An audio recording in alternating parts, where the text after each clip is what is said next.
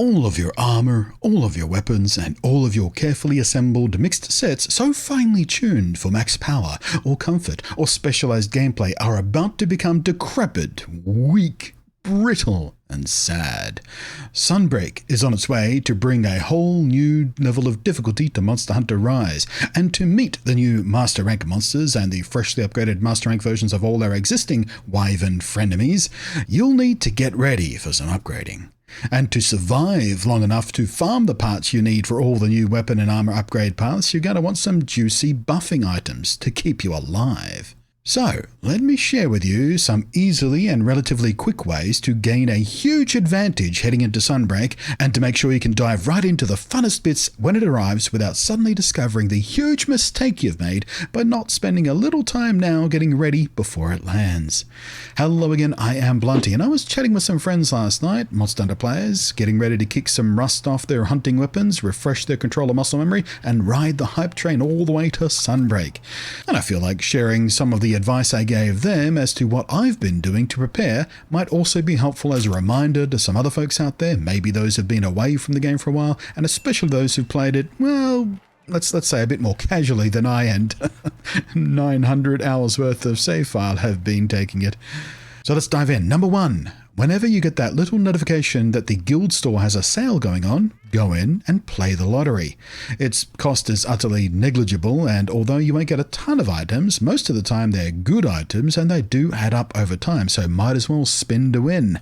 Number 2, always have all 5 optional subquests ticking along in the background. You'll want to focus on the ones that are easy to complete just in the kind of normal activity of regular hunts, so you don't even have to think about it. You just kind of accidentally complete them as you play. And focus on the ones that give you Kamura points, which we'll talk about using in a second, and more importantly, hard armor spheres as rewards, because you'll be burning through a lot of those in the armor upgrade process to come. Between all the new armor sets and the new higher tier upgrade paths that will unlock for existing armor sets, you'll want to make sure you have a healthy supply of armor spheres, and this is a super easy way to stack up a few free ones along the way. Number 3, every 5 hunts you'll get the message that someone in the Buddy Plaza wants a chat. So head on down, talk to Shirubi, and get whatever little item he has for you for taking hunting helpers with you. This, however, is not what we're after. Cat Friend is just a helpful alarm clock for another thing we're after. See, also, every 5 hunts, the Kahoot nest fills up with items. What we value here is the gold and silver eggs, because they're basically free money. Sell them off at the market for a nice wad of Zenny you didn't even have to work for.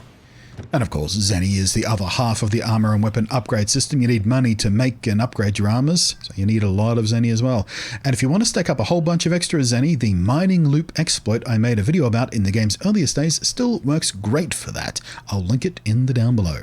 Number 4, keep checking the rare finds shop. Usually there's some ore here you can buy with Kamura points and sell off for fat Zenny stacks. Also here, sometimes is valuable crafting items like pale extract and cowboy horns, which we'll come back to in a second.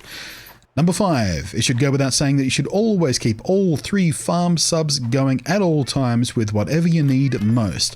Also, frequent use of the buddy bargaining system for extra high yields certainly helps, especially with the low yield items like mite seeds, and we'll talk about those in a second too.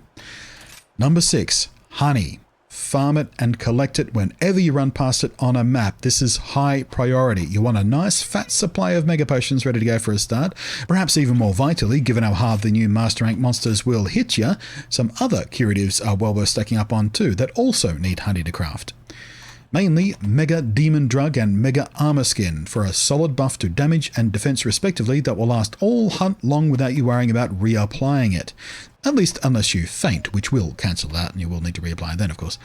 So for this we need the base items first. In order of need, we want Catalyst, so honey and bitterbugs, both easy to passive farm with the submarines. Next step, mite seeds, also farmable with the subs passively. Finally, lots and lots of pale extract. You can often buy this with Kamura points from Rondine, but I'd save your Kamura points for other stuff, really. The easiest way to get more pale extract is a low rank hunt for Kezu, which presumably you're in end game gear at this point, should only take 3 or 4 minutes per hunt, and yes, I said low rank. Not just because it's fast and easy, but it also has a better drop rate for the pale extract that we're after. For even better chances for more and more pale extract, check your hunting notes. It'll tell you that mounting another monster and smashing it out for some drop materials is a very efficient way to go, because everything else is a 20 to 30% drop rate, whereas dropped items is 80%.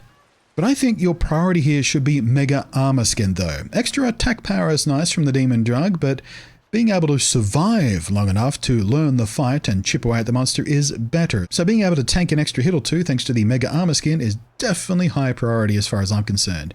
Same deal as before though, Adamant Seeds from Submarine Farming, and for the Mega version, you want that Pale Extract. Number 7. Pick your 2 most useful hunting buddies and make sure they are max leveled and well equipped.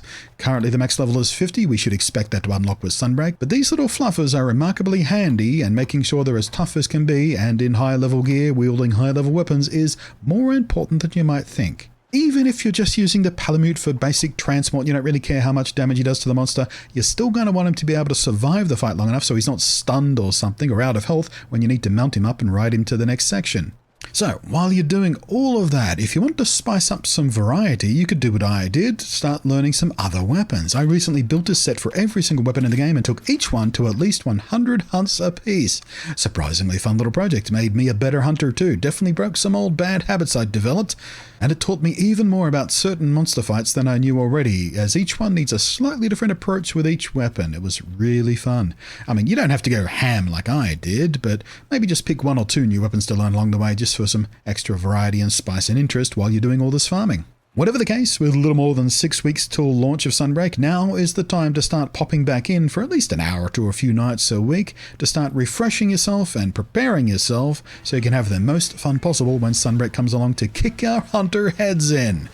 Hopefully this has been interesting and or useful. I am Blunty, thank you very much for watching, and as always, a big fat thank you to the patrons who are scrolling up above there. Appreciate it, guys. Catch you next time.